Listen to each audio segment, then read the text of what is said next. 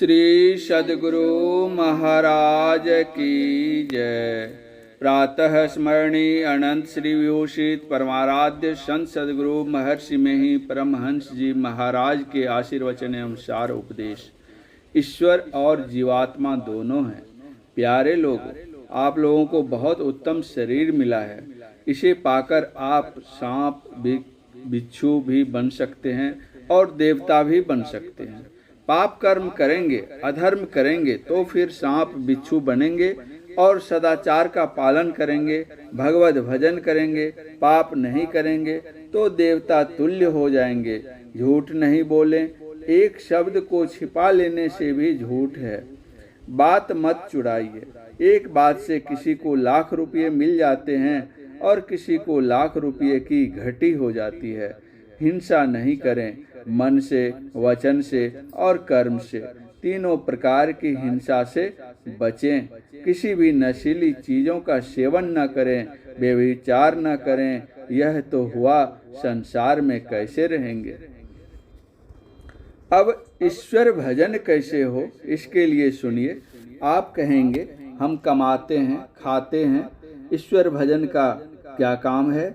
दूसरे कहते हैं ईश्वर नहीं माने तो नहीं सही, किंतु दुनिया में प्रतिष्ठा से रहो तो वे कहते हैं दुनिया में धन से प्रतिष्ठा होती है, तो धन जैसे तैसे कमा कर लो, जमा कर लो। तो कोई कहता है कभी जैसे तैसे धन जमा कर लो, लेकिन मरने पर नरक जाओगे तब वे कहते हैं नरक स्वर्ग कहाँ है, खाओ पियो धन जमा करो, पाप पुण्य किसको लगता है, जब तक जियो सुख से रहो, नहीं तो ऋण लेकर भी घी पियो। मरने पर शरीर जलकर भस्म हो जाता है, यमराज कहाँ है, सब कल्पना है। किंतु ऐसा मत समझो, ईश्वर और जीवात्मा दोनों हैं। मरोगे तो जीवात्मा अवश्य रहेगा, पाप करोगे तो शरीर छूटने पर नरक देखना पड़ेगा। ईश्वर को मानिए, उसमें विश्वास कीजिए।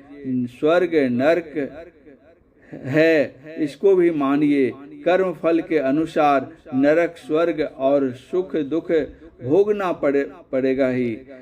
संसार में तो सुख है ही नहीं। ईश्वर भजन कीजिए, मोक्ष मिलेगा, तभी सुख होगा। जिसका मन सत्संग में जाने से कतराता है तो समझिए कि उसका मन पापी है। जिसके मन में लगा रहे कि सत्संग में कब जाएं तो उससे पाप नहीं होगा।